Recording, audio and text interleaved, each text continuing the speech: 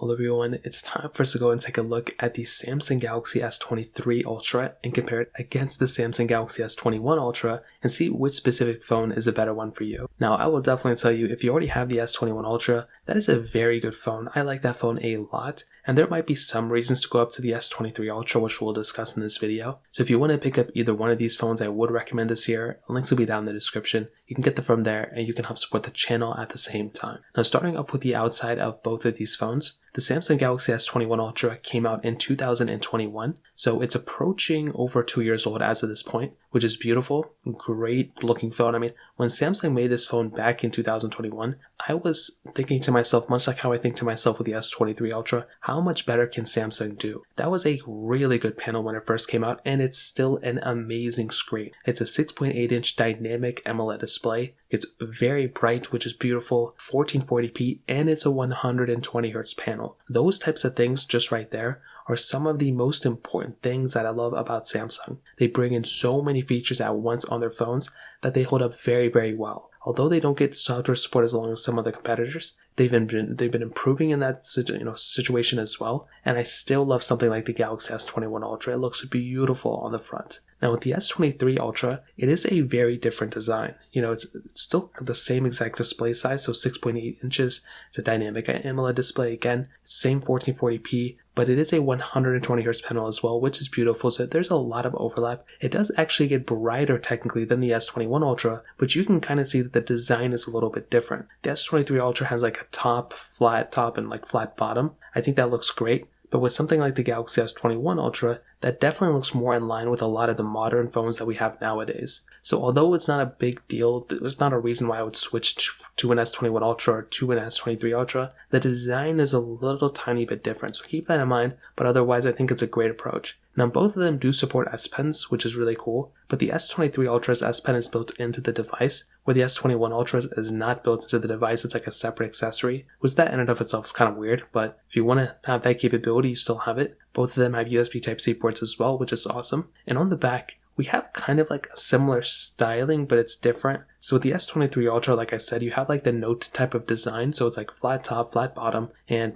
clearly there's no camera bump on that phone. You do have a frosted glass back on the device though, which is really nice. I will say though, with the S21 Ultra, I said this before, I actually do prefer my phones to actually have some sort of camera bump that's kind of covering the lenses. So in this case, of course there's lens covers, but if you were to drop the phone, if you were to crack the back, the chances of you actually cracking the camera as well go so much higher when you have something like the design of the S23 Ultra than the S21 Ultra. I've dropped a lot of phones, I've cracked a lot of devices, I bought a lot of cracked devices as well, and anytime, even with an iPhone or with an older Samsung Galaxy like a Galaxy S8, Galaxy S9, Galaxy S10, those types of phones that don't have camera bumps, they definitely do take more damage to those cameras. It's not a big deal. If you put a case on it, you're fine. But it's one of those little things that I would love to have seen Samsung kind of keep actually on the S23 Ultra, but they did remove it on the S22 Ultra. So in terms of the outside, I mean, you're still getting reverse wireless charging, IP certification. You're getting a lot of features built in within both these phones. So they're still flagships, they're still very good devices. I do like the design of the S21 Ultra, but I think the S23 Ultra probably is a better one when it comes down to it. So that kind of covers it up there. Now in the camera department,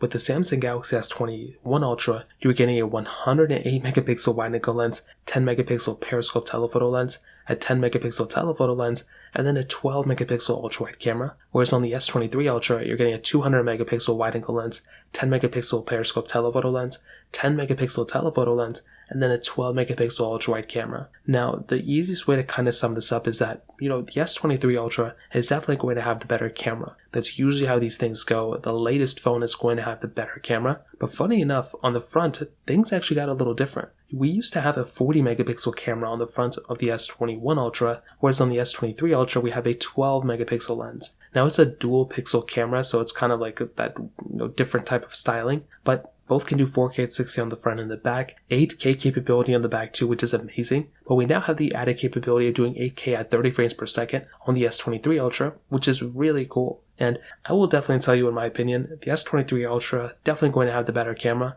but Samsung just knocked it out of the park again with the S21 Ultra. And for that phone having been degraded in that price tag quite a bit right now, I mean, that's a really good price tag to pay for a super functional camera, that the S21 Ultra has. But the S23 Ultra wins here, has better camera, has way more capability probably. But I don't know, the S21 Ultra's camera is still very, very good as well. So in that standpoint, that kind of covers it up there. Now in the software and the longevity portion, both these phones are on One UI. That's great. They both can be updated to One UI 5, which is like amazing. But the only issue that we're kind of having is that the S23 Ultra is 2 years newer than the S21 Ultra. So why is that important? Well, technically speaking, with that being said, a phone like the S23 Ultra is going to last longer than the S21 Ultra. It's basically how it goes. It happens every single year. It's not anything new. So if you're planning on getting a phone like the S21 Ultra, just know that you may have only maybe like 1 or 2 more versions of software to actually get on this type of device. Currently, it's still on One UI 5, which is awesome, but One UI 6 will come out, and that might be the last update you're going to be getting. Now, even if it ends on One UI 6,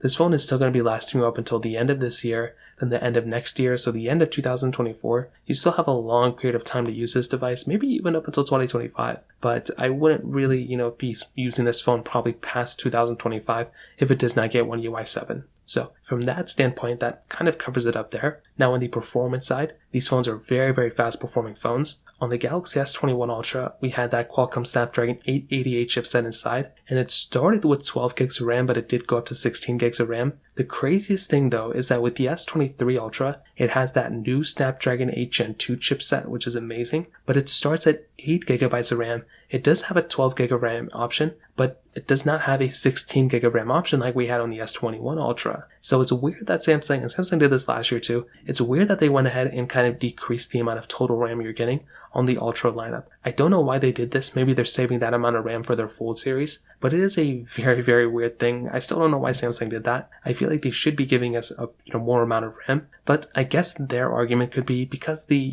chipset is overall way faster and way more optimized. Maybe that's why they did it, but like even then, last year, that chipset wasn't super optimized, and I know the Ultra series could have used a lot more RAM. Now with the S21 Ultra, a very, very good performing phone. I mean, anything you throw at it, it's going to be perfectly fine, and the 120 Hz panel definitely does add a lot more capability. It makes things look and feel a lot more smoother. With the S23 Ultra, it's going to be the better performing phone. So really whatever you'd expect from the S21 Ultra, you are going to be getting a better performing phone on the S23 Ultra, which is 100% expected. But what I will say with the S23 Ultra is that if you're trying to play super heavy intensive games and or you're trying to do a lot of emulation, I will tell you the S23 Ultra will probably be the better way to go. But with the Snapdragon 8 Gen 1 that came out last year, that chipset wasn't as optimized as I would argue the 888 chipset. A lot of people looked at the 888 chipset and they were very happy with the performance they were getting with that type of device.